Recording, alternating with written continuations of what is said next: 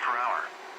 Hazards include winds in excess of 40 miles per hour and pea-sized hail. Strong winds could cause minor damage such as downed branches.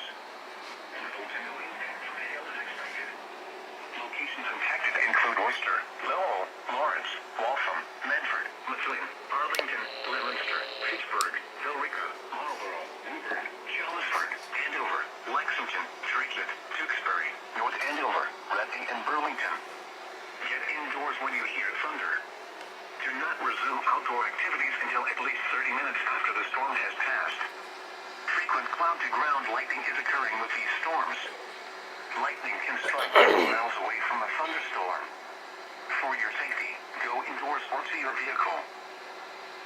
Here is the latest. Radar was tracking a strong thunderstorm over Andover, moving east at 30 miles per hour. Hazards include winds in excess of 40 miles per hour and pea-sized hail.